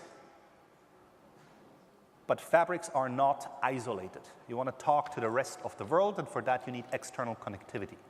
So we make a difference between communication between fabrics or sites and communication to the rest of the world. So in the case of multi-site, you can use VRF Lite out of the border gateways directly, so you have a coexistence option that a border gateway is not only done for between site communication, but on another interface also going out to the rest of the world in a classic VRF Lite approach. Like a border leaf. So you can do both on the same switch if you want. So you see the multi-site network on the bottom for east-west. You see it on the top for external connectivity. Fine. And you see here, the most important thing is use separate interfaces for the communication between the sites as well as for the external.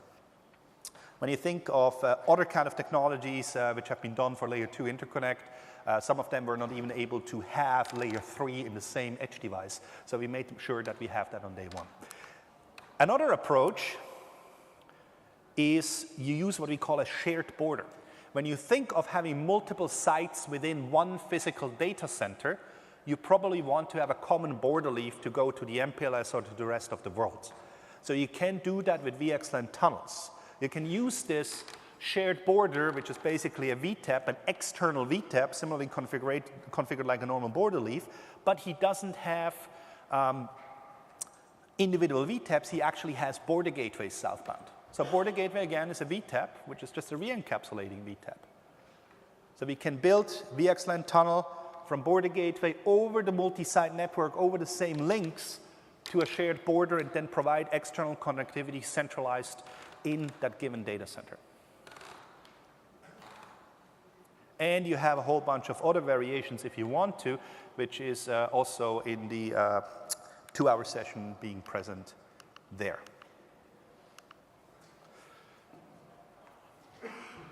You're still with me? 10 minutes left. I promised to talk about OEM, and I think it's important to talk about OEM. That's why I speed a little bit at a certain section before.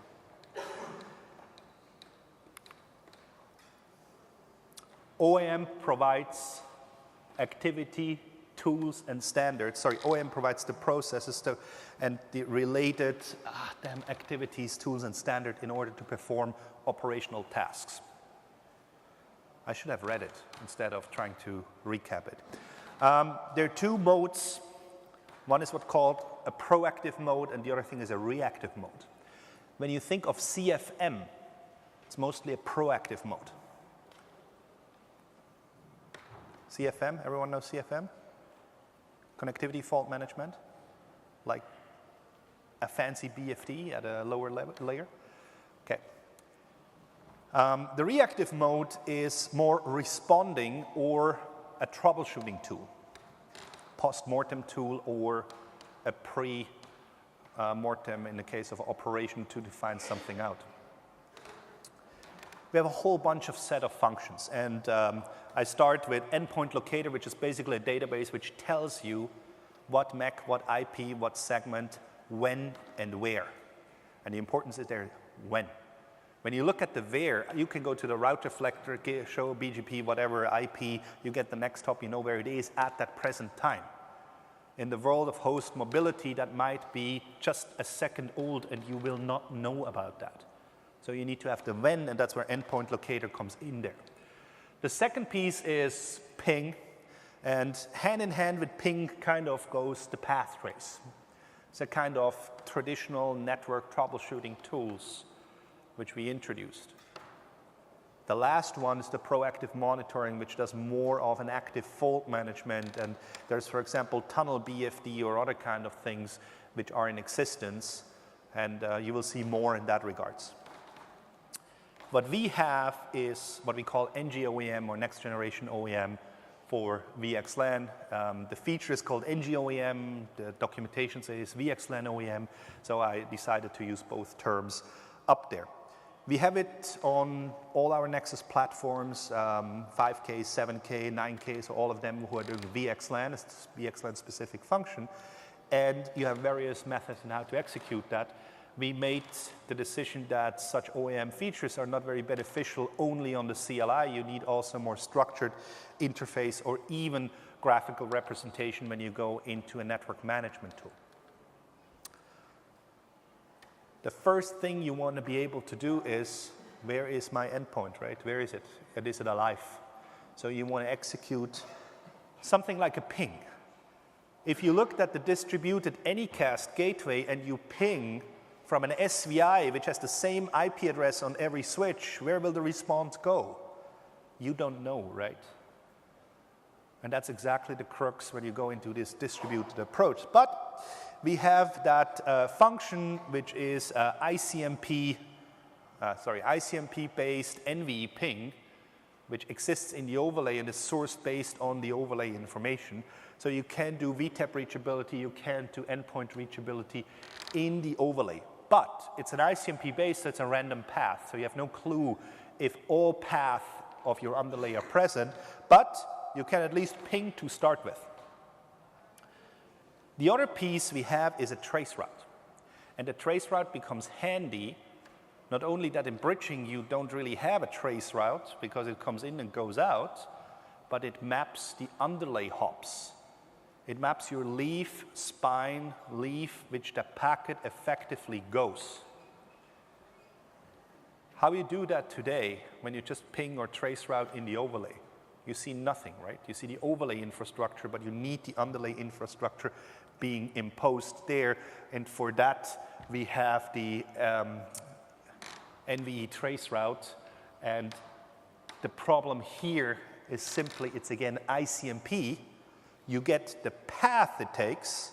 This is actually how a path would look like when you do a normal trace route in the overlay. So you would get the path, but you only have one unsolicited path, or you don't know exactly which one it is. How would it look like? You get an output. So this is a trace route NVE, so that's an OEM trace route based on ICMP. You see my reply from 10.1.1.17, which is my spine. So my first hop is the spine, right? When I do a trace route in the overlay, what's my first hop? It's the spine, right? That's where I go. And then I'm going to the egress VTAP, the destination VTAP, and then I go to the host. Have you ever seen this in a normal trace route when you do it between two hosts in the overlay? You don't. So OEM channel 1, which is basically the ICMP approach, will give me that visibility. How can we do that? Ever heard of TTLs and ICMP and that a node needs to respond if the TTL is expired? That's how you get the hops, right? So you can build this with a traditional trace route kind of approach, or you just use what we built and give you the information as an output. You see on the top the command, if you want to try that. There are actually a lot of CLI explanation in the hidden slides right now, so you can go through that very slowly and see what you can do, what you can get. You can also get MAC-to-MAC reachability in these cases and so on and so forth. But remember, trace route and ping is ICMP, but your traffic in the overlay, is that ICMP? Your application traffic is not ICMP. And VXLAN has that notion of source port hashing based on the original frame. So your ICMP traffic might be source port 10, and your application traffic might be source port 20. Your ICMP goes this path, and your application goes this path, and now you have an issue in the network, how you troubleshoot that piece. So that's your problem you actually have, which is not solved with just an ICMP approach. And that's where path trace comes into the game. Path trace is application aware. So that means you can define from this host, MAC IP, to this host, MAC IP, with this protocol, with this source port, with this destination port of the application. Not of the tunnel, of the application. So what the switch does, it performs the same hashing function on these packets as it would be your application traffic. So it will take exactly the path of your application as it uses the same hashing mode. So you basically generate application traffic here. With a command in the switch, I show you how it looks like. Path trace NVE is the starting point. What you need is basically a payload profile. How we need to generate that traffic, which we need to send in the payload. and you see IP port protocol. That's what you need to define. What is your protocol? 6 is TCP, I guess, if I remember, and source port is, depending on what your application session was, and destination is 80 in that case. You got a question? Is it explicitly possible to choose the path? Yes. Is it explicitly possible to choose a link? Yes. You can use the egress interface, and you can also choose if you want the VXLAN source port. And you can also say every link. And that's where the proactive tools go slowly into the reactive tools, where you can say, check if all my paths are okay, or if my MTU is going through end to end. So this is the payload approach in path trace. So we know the exact path which we took, and in addition to that, I can get more information in the result. You saw before the command, now you get the result of that, and I get not only the switch hops, I also get the interfaces which actually has been used. So you see the ingress and the egress interfaces on the spine switch, as well as the egress or ingress interface on the destination VTAP. And I can give you more interface information. If I run this periodically, I can give you the interface stats at the point in time when this path trace is being performed. And I'm not expecting that you go to the CLI and perform that, copy-paste it in a notepad, and then try to put it in a database and generate graphics of that. We at least give you NX API for this. We give you all the other APIs as well, which have access to this. And we also integrated some function into DCNM to make that happen for you. Everything comes to an end for me, Cisco Live, today, at least for today. Summary. VXLAN overlays, standards, multi-site, TRM. I hope you enjoyed it. I know it was an overdose. It was detailed, maybe not detailed enough for some. It was at certain speed. I hope it was okay. If you haven't enough, go and get this one. And if you need links and resources, TRM I described, multi-site is the link again, some eBGP discussion, some configuration example. And if you want, interact with us, interact with me. Thanks a lot for coming. Give me the survey feedback. I appreciate all the feedbacks, and enjoy the rest of the party here in Barcelona. Thank you very much.